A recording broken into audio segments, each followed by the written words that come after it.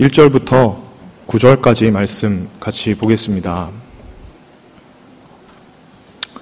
요나서 2장 1절부터 9절까지 말씀이고요. 교독하고 마지막 절은 같이 읽겠습니다.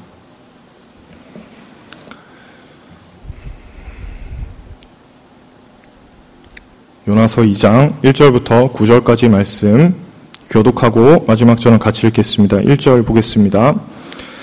요나가 물고기 뱃속에서 그의 하나님 여호와께 기도하여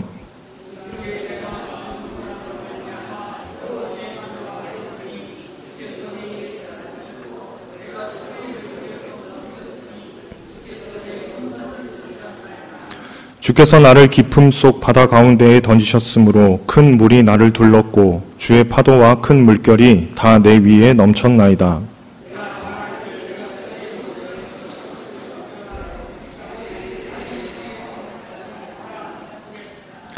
물이 나를 영혼까지 둘러싸우며 깊음이 나를 에워싸고 바다풀이 내 머리를 감쌌나이다.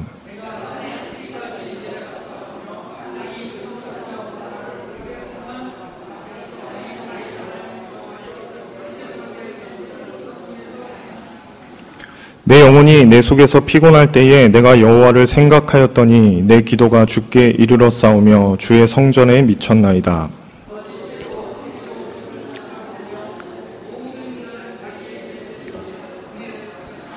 같이 읽겠습니다. 나는 감사하는 목소리로 주께 제사를 드리며 나의 소원을 주께 갚겠나이다. 구원은 여호와께 속하였나이다 하니라. 아멘. 할렐루야. 여러분 반갑습니다. 우리 옆사람과 인사하겠습니다. 잘 오셨습니다.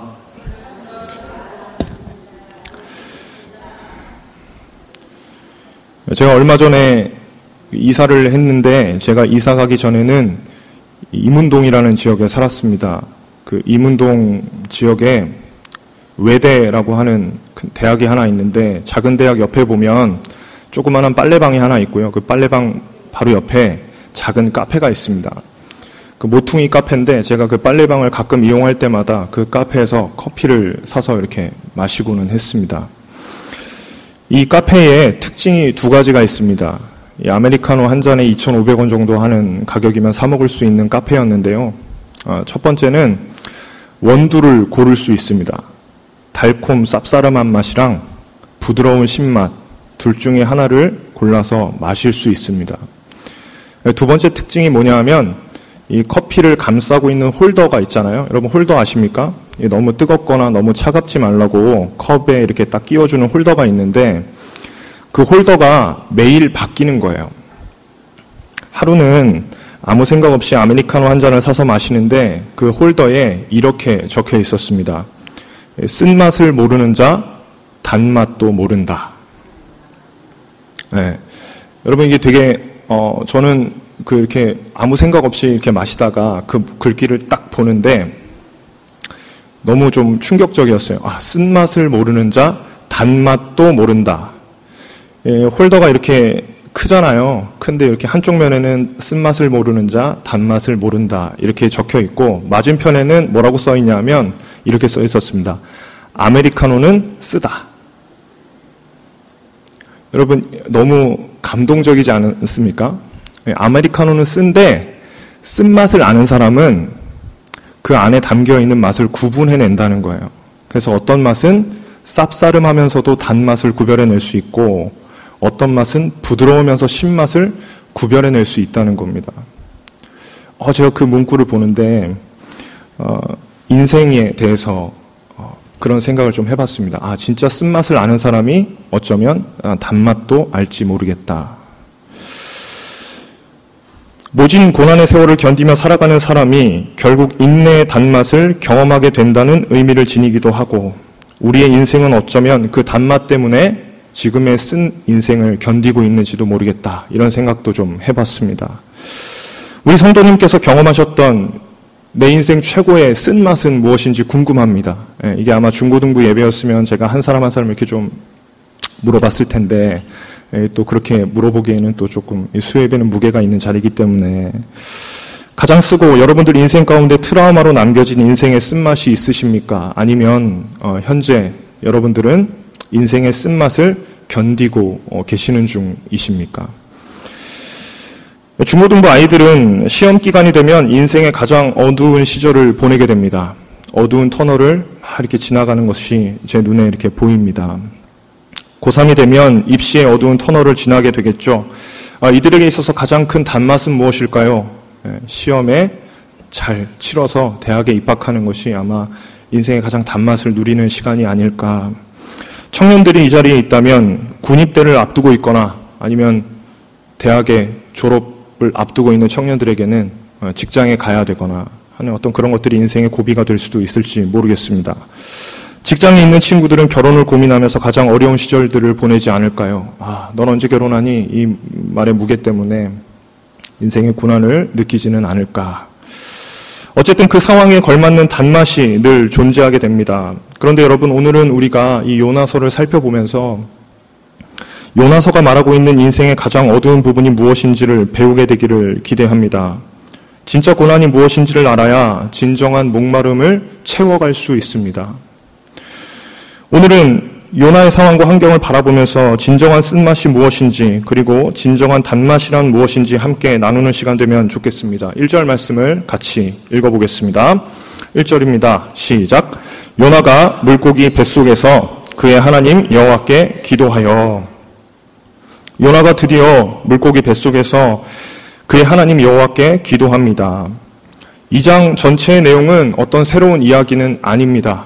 2장의 전체의 내용은 요나의 기도, 그거 전부가 요나의 기도가 시의 형태로 쭉 서술되어 있는 게 요나서 2장의 전체 내용입니다. 요나는 산문으로 기록하기보다 시문으로 기록했습니다. 전체적인 구성이 요나의 시인 겁니다. 아마도 훗날 요나는 물고기 배에서 나와서 자신의 인생을 돌아보면서 자신의 가장 인생의 쓴맛을 경험했던 그 시절을 시로 잘 풀어서 서술해 놓은 것이 아닐까 유추해 봅니다. 그럼 요나의 기도를 한번 살펴보겠습니다. 함께 2절 말씀 읽어보죠.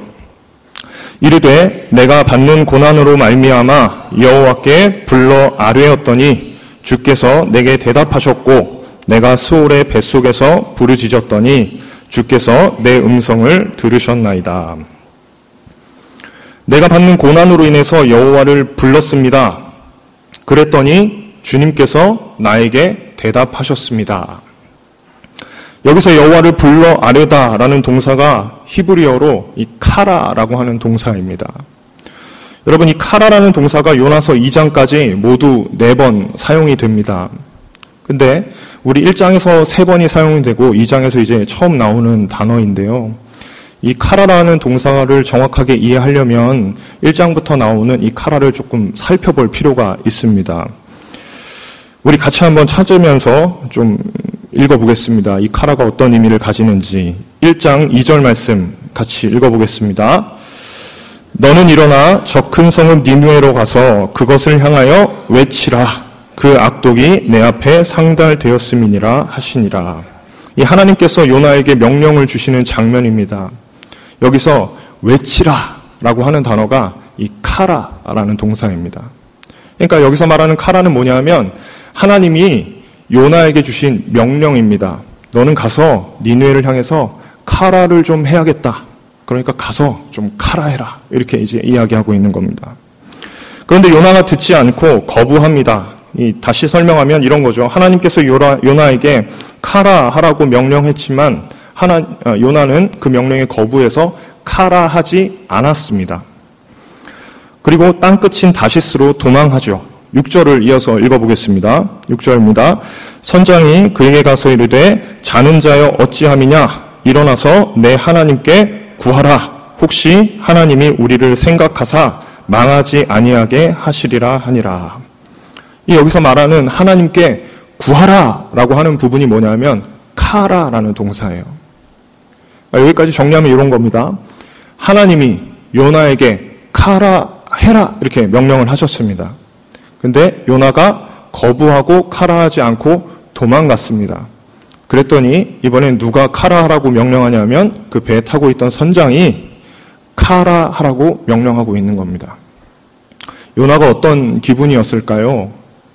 카라하기 싫어서 지금 막 계속 도망가고 있는데 선장이 와가지고 선장은 하나님도 모르는데 갑자기 와서 이렇게 이야기하는 겁니다. 너 좀 카라 해야 되지 않겠니? 이렇게 막 이야기하고 있는 겁니다.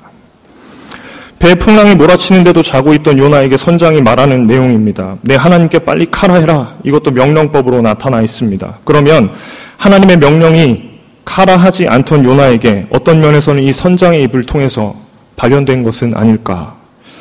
요나의 마음이 좀 두근두근했을 것 같습니다. 내가 카라 하지 않고 도망가는 것을 이 선장은 어떻게 알았을까. 1장 14절에 한 번 더 나옵니다. 같이 한번 읽어보겠습니다. 무리가 여호와께 부르짖어 이르되 여호와여 구하고 구하오니 이 사람의 생명 때문에 우리를 멸망시키지 마옵소서. 무죄한 피를 우리에게 돌리지 마옵소서. 주 여호와께서는 주의 뜻대로 행하심이니이다 하고, 여기서 여호와께 부르짖었다라는 동사가 또 카라입니다. 대조적인 모습을 보여주는 장면입니다. 마땅히 카라해야 하는 요나가 아니라 그 배에 타고 있던 많은 사람들이 하나님께 카라하고 있습니다. 명령을 들은 건 요나지만 순종하고 있는 것은 이방 사람들이 순종하고 있는 모양을 보여주죠.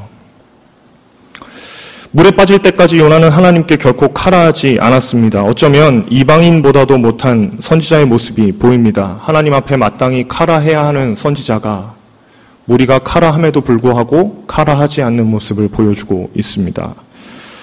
과연 이 선지자가 카라할 수 있을까? 그런데 오늘 본문에 드디어 우리가 기대하는 바처럼 카라하는 이 선지자의 모습이 보입니다. 2절 말씀입니다. 이르되 내가 받는 고난으로 말미암아 여호와께 불러 아뢰었더니 주께서 내게 대답하셨고 내가 수온의 뱃속에서 부르짖었더니 주께서 내 음성을 들으셨나이다. 요나는 결국 하나님 앞에서 카라하게 됩니다. 그러면 여기서 우리는 자연스럽게 왜 요나가 카라했을까를 생각해 봐야 됩니다. 요나가 계속 거부하면서 카라하지 않고 살아왔는데 벼란간 2장에서 물고기 뱃속에서는 하나님 앞에 카라하고 있습니다. 궁금하지 않으십니까? 왜 요나는 카라하게 된 걸까? 오늘 본문은 내가 받는 고난으로 말미암아 이렇게 표현하면서 그가 카라하게 된 이유를 설명하고 있습니다. 그런데 그 고난이 어떤 고난이냐 하는 것이 오늘 말씀의 포인트가 됩니다. 여러분, 요나가 겪고 있었던 그 고난이 도대체 뭐길래 하나님 앞에 이렇게 카라할 수밖에 없는 걸까요? 하나님 앞에 그렇게 기도하지 않고 도망가기에 급급했던 요나가 어떤 고난을 겪었길래 하나님 앞에 카라하는 것입니까? 제가 이런 의문을 갖게 된 이유는 뭐냐 하면 요나가 이미 배에 있을 때부터 죽음을 각오했던 인물이기 때문입니다. 요나가 죽을 준비가 되어 있었던 사람이었어요. 나는 하나님의 말씀에 절대 순종하지 않고 죽겠다, 이런 각오가 되어 있던 인물입니다. 하나님의 고집을 꺾어버리겠다고 확언한 인물입니다. 그것을 위해서 죽음도 각오했습니다. 그런 사람에게 무서운 것이 과연 있겠습니까? 무엇이 이 사람의 고집을 꺾을 수 있을까? 이게 너무 해결이 잘 안 되는 거예요. 이 본문을 읽는데. 무서운 것이 없어서 바닷속에 뛰어들었던 요나에게 하나님이 어떤 제스처를 취한 것도 아닌데 이 요나가 갑자기 하나님 앞에 카라한단 말이죠. 그 이유가 무엇인지 말씀을 통해서 좀 살펴보겠습니다. 우리 3절 말씀을 같이 읽어보겠습니다. 주께서 나를 깊음 속 바다 가운데에 던지셨으므로 큰 물이 나를 둘렀고 주의 파도와 큰 물결이 다 내 위에 넘쳤나이다. 여러분, 이 부분 우리가 표면적으로 보면 지금 요나가 있는 장소에 대한 묘사 정도로 보입니다. 큰 물이 나를 둘렀습니다. 주의 파도와 큰 물결이 다 내 위에 넘쳤습니다. 이런 묘사입니다. 5절도 같이 한번 읽어보겠습니다. 물이 나를 영혼까지 둘러싸우며 깊음이 나를 에워싸고 바다풀이 내 머리를 감쌌나이다. 굉장히 시적인 표현 아닙니까? 물이 나를 영혼까지 둘렀습니다.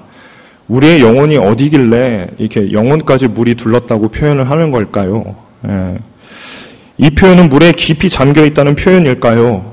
바다풀이 내 머리를 감쌌습니다. 이 부분을 배경 주석을 통해서 보니까 사람의 목에 바다풀이 감길 경우에는 죽을 수도 있다고 표현합니다. 그럼 요나의 머리를 이렇게 바다풀이 감고 있었다는 것을 이렇게 시적으로 표현하는 것일까요?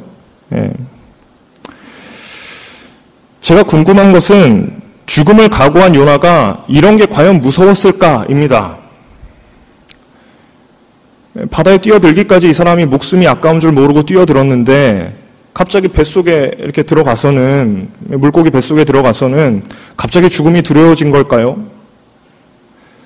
이게 너무 앞뒤가 안 맞는 거예요. 묵상을 하는데 이 부분에서 그냥 다 걸리는 거예요, 계속. 어떻게 생각하십니까? 호흡하기 어려운 상태, 만일 물고기의 뱃속이라면 그 물고기의 뱃속에 아직 소화되지 않은 그 물고기의 잔재들과 음습한 상황들과 그 가스들과 이런 것들이 막 요나를 막 옥죄이는 걸까요? 죽기를 원했지만 죽지 않고 살아가지고 이런 고난을 겪고 있다는 사실이 이 요나를 굉장히 힘들게 만들었을까요? 그런 어떤 물리적인 어려움이 이 요나로 하여금 굉장히 이 카라하게 만들었을까? 이 부분이 잘 좀 해결이 안 됐습니다. 그러나 이 물리적인 어려움 말고 더 큰 비밀을 우리는 이 3절을 통해서 좀 발견하기를 원합니다. 3절 말씀을 우리 다시 한번 읽어보겠습니다. 주께서 나를 깊음 속 바다 가운데에 던지셨으므로 큰 물이 나를 둘렀고 주의 파도와 큰 물결이 다 내 위에 넘쳤나이다. 계속 읽는데 이 부분이 좀 이상했습니다. 요나가 느꼈던 느낌이 이런 거래요. 주께서 나를 깊은 바닷속으로 던지셨습니다. 이렇게 이제 표현하는 겁니다. 근데 여러분 이게 좀 이상하지 않습니까? 하나님께서 요나를 바다로 던지지 않으셨잖아요. 요나는 자기가 죽여달라고 선원들에게 요구했습니다. 근데 이 기도에서 요나는 이렇게 설명하고 있는 겁니다. 주께서 나를 깊은 바닷속으로 던지셨습니다. 뭐 책임을 회피하는 겁니까? 던져진 것은 맞지만 하나님께서 던지신 것이 아니라 요나 스스로가 던져달라고 간청한 것입니다. 그럼에도 3절에서 요나가 하나님께서 나를 던졌다라고 말하고 있습니다. 그럼 나중에 물고기 뱃속에서 나와 이 글을 적고 있는 요나는 거짓말을 하고 있는 겁니까? 하나님께서 내가 원래 죽으려고 하지 않았는데 하나님께서 나를 던지신 겁니다. 뭐 이렇게 표현하고 싶은 걸까요? 그건 좀 아닌 것 같습니다. 저는 이 부분을 좀 묵상하는 동안 뭘 느꼈냐 하면 이런 느낌이 들었습니다. 이 요나의 이 표현은 하나님께 버림당한 자신의 존재를 의미하는 것입니다. 물리적인 죽음이 아니고 물리적인 고통이 아니라 하나님 앞에서 단절감을 느끼고 있는 요나의 마음을 보여주고 있는 겁니다.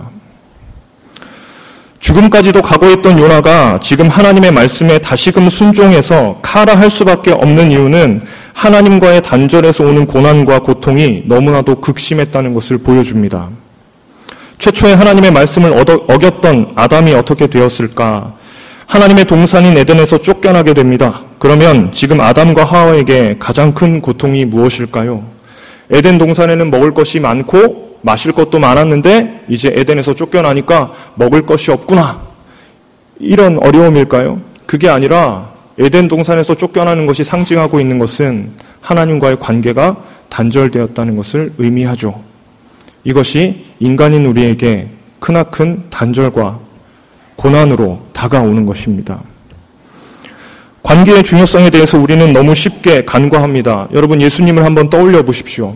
예수님께서 겟세마네 동산에서 땀방울이 핏방울이 될 정도로 기도하셨던 이유는 무엇일까요? 단순히 십자가의 고통과 고난이 싫어서 인간적으로 너무너무 아프고 힘든 경험이기 때문에 과연 그런 것일까? 삶이 끝나버리는 고통 때문에. 그러나 여러분 기억하십시오. 예수님의 양옆에서 십자가를 감당했던 강도들도 있었습니다. 강도들도 질 수 있었던 것이 십자가입니다. 그러면 예수님께서 그토록 처절하게 기도하셨던 이유가 무엇일까? 가성치란 중에 한마디가 있습니다. 엘리 엘리 라마 사박다니.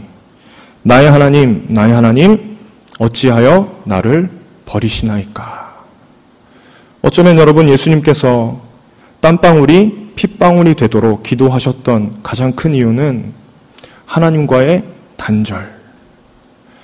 태초부터 지금까지, 아니 영원전부터 지금까지 단 한 번도 갈라서지 못했던 영원한 연합 속에 있었던 하나님과 예수님의 그 관계가 십자가 상에서 딱 한 번 찢어지는 아픔을 겪게 됩니다.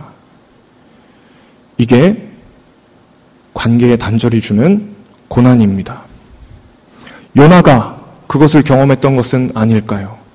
다시금 하나님을 향해서, 성전을 향해서 기도할 수밖에 없었던 이유는 그가 하나님과의 깊은 단절을 경험했기 때문입니다. 이 절규는 예수님께서 가장 받아들이기 어려운 절규 아닙니까? 어떻게 하나님께서 나를 버리십니까? 무엇이 진짜 고통인지 우리에게 알려주는 대목입니다. A.W. 토저는 그의 저서인 나는 진짜인가 가짜인가에서 이런 표현을 합니다. 이 세상을 살아가는 동안 인간의 생사를 가르는 중요한 것들은 다행히도 극소수이다. 많지가 않다는 거예요. 인간의 생사를 가르는 중요한 문제는 아주 조그마한 요소들이 있다는 거예요. 그러면서 이렇게 표현해요. 예를 들어 대양을 항해하는 사람들에게는 나침반이 필요하고 사막을 횡단하는 사람들에게는 안내인이 필수적이다. 이런 것들을 무시하는 것은 자살행위라고 표현하면서 그는 이렇게 덧붙입니다. 그리스도와 어떤 관계를 맺느냐는 바로 이런 생사의 문제이다. 할렐루야. 이게 되게 중요한 말이에요. 우리 인생을 살아가는 데 있어서 없으면 안 될 굉장히 필수적인 것들은 되게 소수인데 그 중에 하나가 뭐냐면 그리스도와의 관계라는 겁니다. 할렐루야. 네, 이 본문이 우리에게 가르쳐주는 핵심적인 사안이 이게 아닐까요? 여러분 기억하십시오. 자신의 목숨도 아까워하지 않았던 요나가 하나님 앞에서 굴복해서 칼화할 수밖에 없는 이유는 그가 지금 하나님과의 깊은 단절을 물고기 뱃속에서 경험하고 있기 때문입니다. 저는 하나님의 부재를 두려움으로 바라볼 수 있는 사람에게 여전히 가능성이 있다고 생각합니다. 하나님의 부재를 두려워할 줄 아는 성도에게는 여러분 가능성이 있어요. 요나가 그걸 보여주잖아요. 말씀을 어기고 다시스까지 도망가는 요나도 하나님의 부재 가운데 두려움을 느끼면 돌이킬 수 있습니다. 그런데 하나님의 부재에 대한 두려움을 느끼지 못하는 사람은 끝간데 없이 갈 수 있어요. 이게 우리가 요나서 2장의 기도를 통해서 배워야 하는 성도의 삶의 자세는 아닐까요? 이 표현을 조금만 바꿔서 설명하면 진짜 고난이 무엇인지 알 수 있게 됩니다. 모든 것이 다 있지만 하나님만 없는 장소, 그곳이 진짜 고난의 장소입니다. 이게 너무 감동되지 않으십니까?